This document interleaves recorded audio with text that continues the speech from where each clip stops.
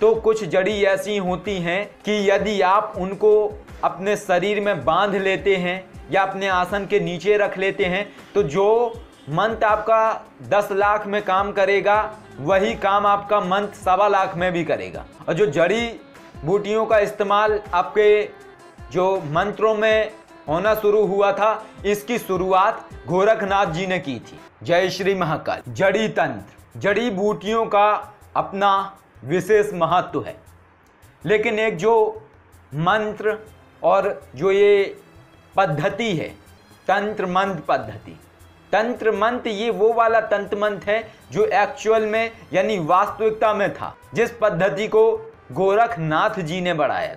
और जो ये जड़ी तंत्र है, जो जड़ी बूटियों से इन शक्तियों को प्रत्यक्ष करना या इन शक्तियों के जो मंत्र आप 10 लाख करते हैं, तो कुछ जड़ी ऐसी होती हैं कि यदि आप उनको अपने शरीर में बांध लेते हैं या अपने आसन के नीचे रख लेते हैं तो जो मंत्र आपका 10 लाख में काम करेगा वही काम आपका मंत्र 1.25 लाख में भी करेगा। और जो जड़ी बूटियों का इस्तेमाल आपके जो मंत्रों में होना शुरू हुआ था, इसकी शुरुआत गोरखनाथ जी ने की थी। गोरखनाथ जी बहुत गहराई से इस विषय में जानते थे और नाथ संप्रदाय में ये काफ़ी प्रचलित है। नाथ संप्रदाय जड़ी तंत्र के विषय में विशेष जानकारी रखता है। उन्हें जानकारी होती है कि कौन सी जड़ी किस साधना के लिए महत्वपूर्ण है। कई सारी जड़ी ऐसी होती हैं कि जिनको आप इस्तेमाल करके यक्षिणी, जिन, जिन्नात या और भी त्रियोनियों को आसानी से आवाहन कर सकते हैं या बुला सकते हैं। जो आ नहीं रही हैं वो आ जाती हैं। इस तरीके से इनका इस्तेमाल और इनका प्रयोग होता है, लेकिन इनकी भी विशेष क्रियाएं होती हैं, विशेष पद्धतियां होती हैं। जब उन क्रियाओं के माध्यम से, यानी जब आप किसी जड़ी को लेने जा रहे हैं तो उसको आमंत्रण देना होता है, फिर उसको लेके आना होता है, उसके ऊपर जो विशिष्ट मंत्र होता है उस जड़ी को सिद्ध करने वाला उसका जाप करना होता है, उसके बाद वो कार्य करती है, फिर आप उससे कार्य ले सकते हैं। तो इनमें काफ़ी सारी जड़ी का अलग अलग महत्व है और इनमें से जो सबसे महत्वपूर्ण बात है वो है बांदा। बांदा क्या होता है ये बता देता हूँ। बांदा वो होता है कि जो किसी पेड़ में एक छोटी सी गांठ होती है, कहीं कहीं पे उत्पन्न होती है, वो सिर्फ देखने वाला व्यक्ति ही जानता है कि ये बांदा है या फिर गांठ है। तो जो वो बांदा होता है उसको विशेष नक्षत्रों में आमंत्रण दिया जाता है। आमंत्रण देने के बाद उसको लाया जाता है। और ये बांदा उगता कैसे है बताया जाता है, जो जानकार लोग हैं उनके अनुसार। आप इसे कपोल कल्पना भी बोल सकते हैं आपके लिए, लेकिन ये वास्तविकता है और ये एक आस्था का खेल है। तो बताते हैं लोग कि जो पेड़ कर्जा लिए होता है उसके ऊपर ये ज़्यादा उगते हैं और ये कर्जे के कारण उगते हैं। तो ये कहानी है जो कि बताई जाती है इसके विषय में। तो अलग अलग पेड़ों के बांधों का अलग अलग इफेक्ट होता है, जिसमें से गूलर के बांधे, यदि गूलर के बांधे को रख के कोई व्यक्ति यक्षिणी साधना करता है उसको सिद्ध करके, तो यक्षिणी सिद्धि की जो स्थिति है वो 70% बढ़ जाएगी, यानी कि उसकी 70% संभावना बढ़ जाएगी।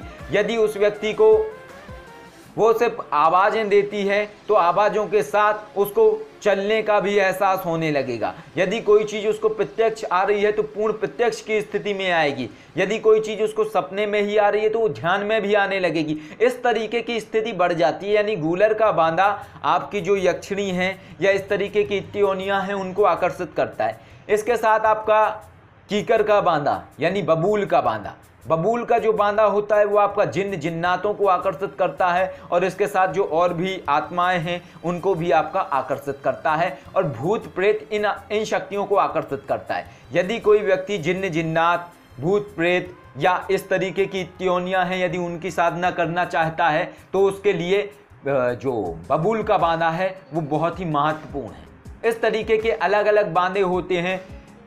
बेल का जो बेलपत्र होती है उसका जो बांधा है उसको बताते हैं कि उसका प्रयोग स्वर्ण बनाने की विधि में किया जाता है। उसका जो रस है उसको विशेष नक्षत्रों में करने के बाद उनका प्रयोग स्वर्ण बनाने में किया जाता है।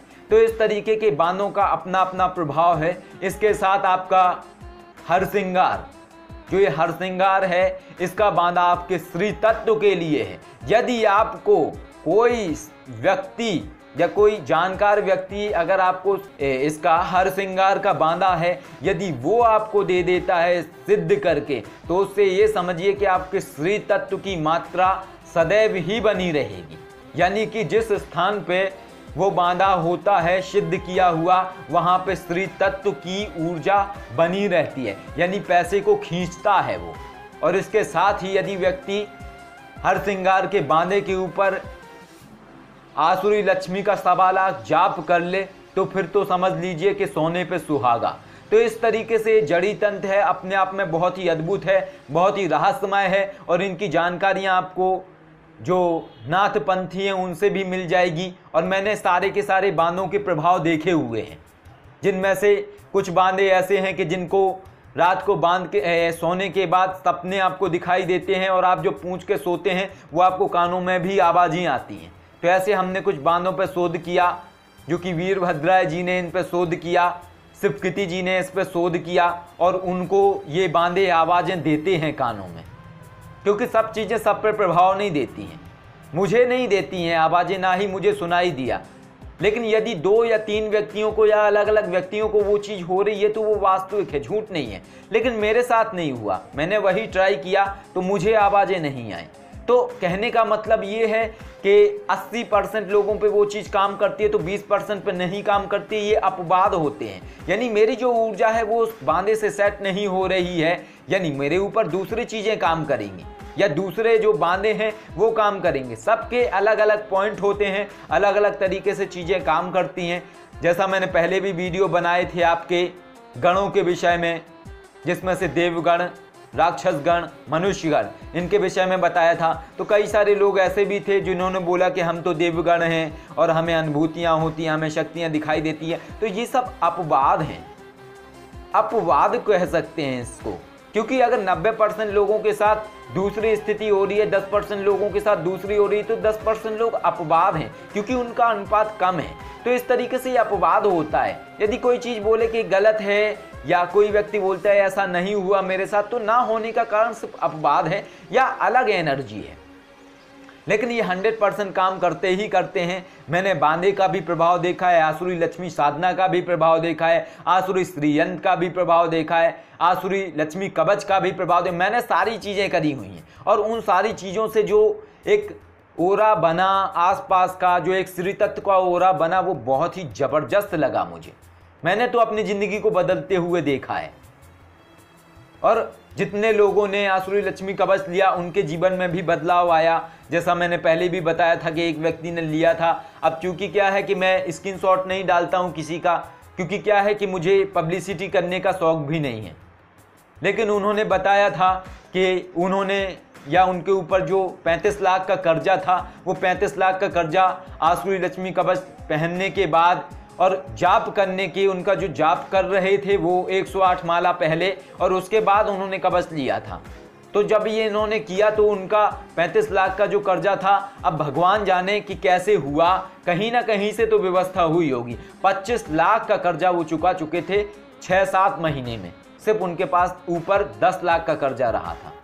तो देखिए, जिसके साथ होगा वो तो मानेगा, जिसके साथ नहीं होगा वो नहीं मानेगा। तो यदि कोई इसको अंधविश्वास बोले तो बेशक बोल सकता है, क्योंकि वो अंधविश्वास भी जिंदगी में बहुत ही महत्वपूर्ण होता है। जो अंधविश्वास आपकी जिंदगी बदल दे, दुनिया के लिए वो अंधविश्वास हो सकता है, लेकिन यदि कोई चीज़ आपकी ज़िंदगी बदलती है तो अंधविश्वास नहीं है, बल्कि हकीकत है आपके लिए। कौन क्या समझता है वो उसके लिए अंधविश्वास हो सकता है। कोई भगवान को नहीं मानता है, यदि लोग बोलें कि भगवान को मानना अंधविश्वास है तो वो उसके लिए अंधविश्वास हो सकता है, लेकिन जिसकी ज़िंदगी में चमत्कार हुआ उसके लिए अंधविश्वास नहीं। इस तरीके से सभी के ऊपर लागू होता है। कोई खुदा को मानता है और कोई ना माने खुदा को और बोले अंधविश्वास है, तो ये उसके लिए अंधविश्वास है। लेकिन जो खुदा को मान रहा है, उसकी मुराद पूरी हो रही है, उसकी ज़िंदगी बदल रही है, तो वो तो मानेगा ही मानेगा। तो ये सारी की सारी चीज़ें हैं। इस तरीके से जड़ी बूटियों का अपना विशेष महत्व है, बांधे का अपना विशेष महत्व है। और इन सारी जड़ी बूटियों के माध्यम से जो लोग 10-10 साल से साधना कर रहे हैं, बोलते हैं कि उन्हें कुछ प्रभाव नहीं आया, कुछ एहसास नहीं हुआ अपने अंदर, कुछ अपने अंदर उन्होंने बदलाव नहीं देखा। और कुछ ऐसी अनुभूति नहीं हुई उन्हें कि जिससे वो महसूस कर सकें। अनुभूति का मतलब ये नहीं कि लगातार अनुभूति हो रही है, क्योंकि लगातार यदि व्यक्ति को अनुभूतियां होंगी तो वो उलझ जाता है और साधना नहीं कर पाता है और उसकी साधना अधूरी रह जाती है। तो इस तरीके से इन चीज़ों का महत्व है। यदि आप इन चीज़ों को इस्तेमाल करते हैं साधना क्षेत्र में जुड़ते हुए तो आपको विशेष फल मिलता है और उससे विशेष लाभ मिलता है, या अभीष्ट सिद्धि भी आपको प्राप्त हो जाती है जिसके पीछे आप कई सालों से लगे होते हैं और वो आपको एहसास तक नहीं हो रहा होता है।